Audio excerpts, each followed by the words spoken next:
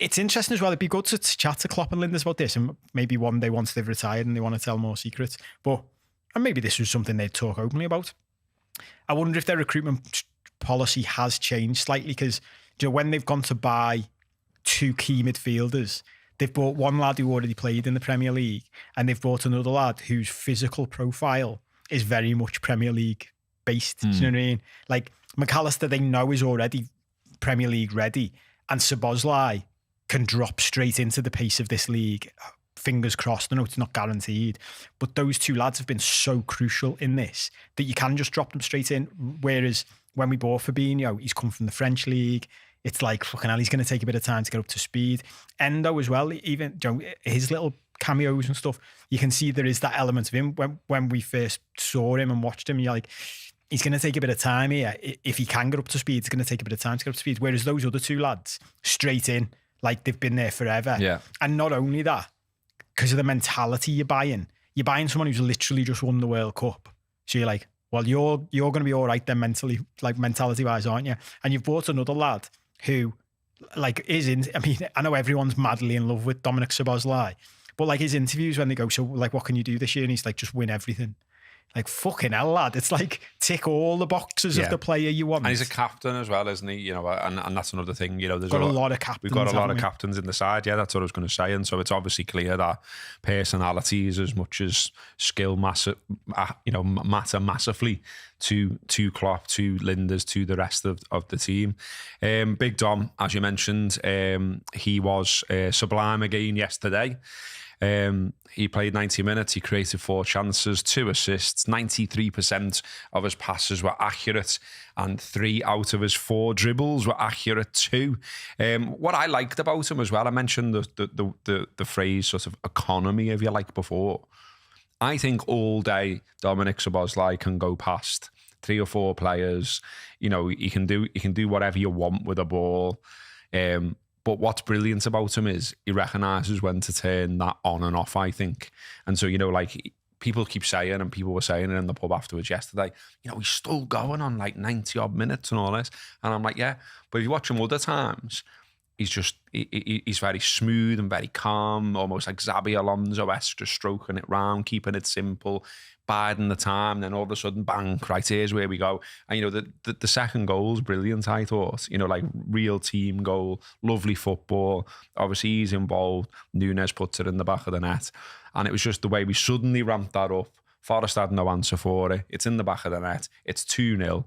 And it's done, pretty much, do you know what I mean? I thought all of the goals were sort of great in their own way, really. The first one was sort of a period of pressure. We get a goal. Jota following up in his Jota way, in his very sort of like striker, poacher type way. Obviously, Núñez involved in that. It's his shot that saved, isn't it?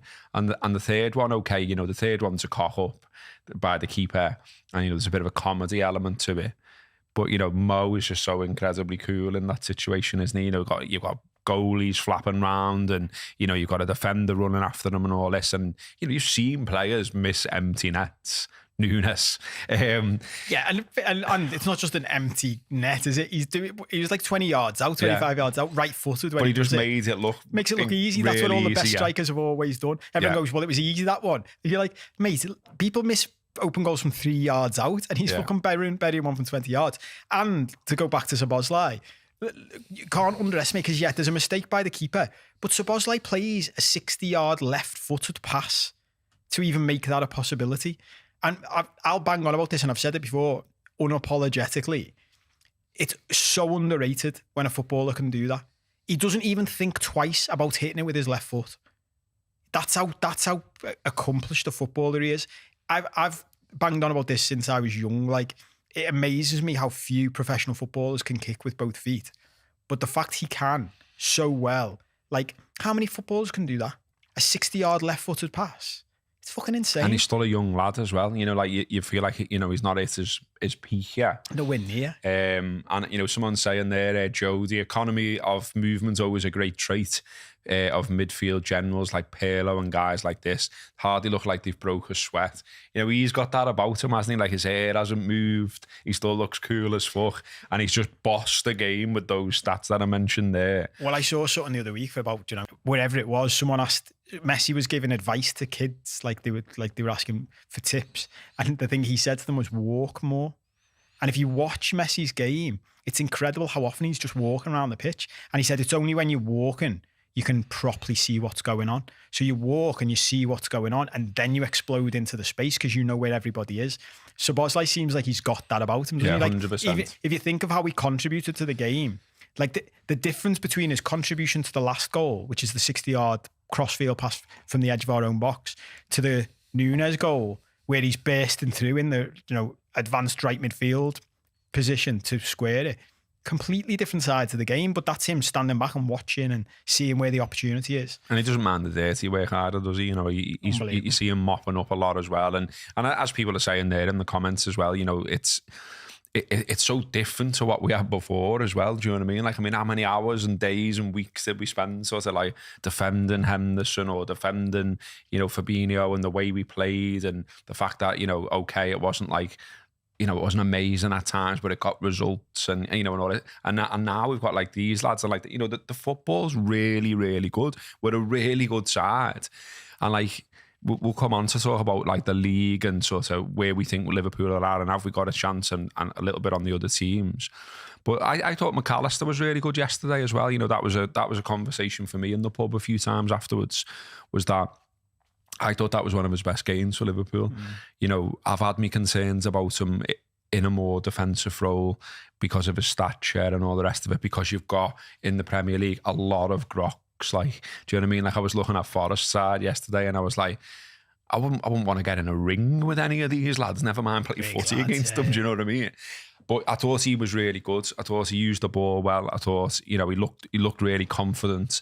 And there wasn't a lot to gripe about his performance, where I feel like, there've been other performances from where you're like, well, I'm not sure why he did that, or he held the ball too long, or he got knocked off the ball there or there.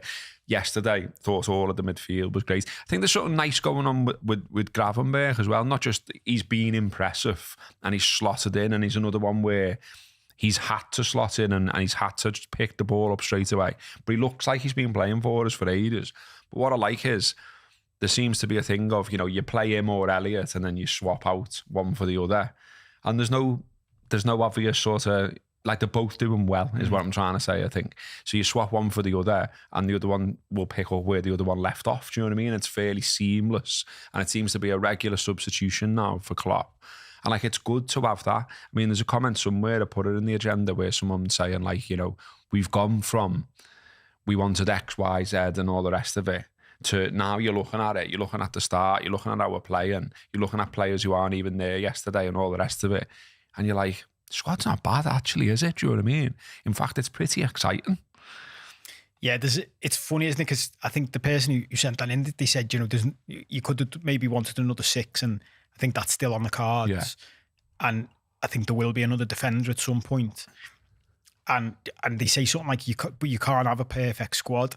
And I read that and thought, I'm not sure that's true, because if and when we buy a 6, like a traditional 6, and then we buy another defender to cover across the back line, for example, assuming those signings go well and they're good signings that add to the squad, that's pretty much a perfect squad then, isn't it?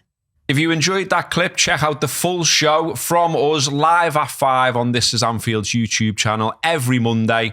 Also available as a podcast on This Is Anfield's podcast feed. And if you like what we're doing as well, check us out on the Late Challenge podcast.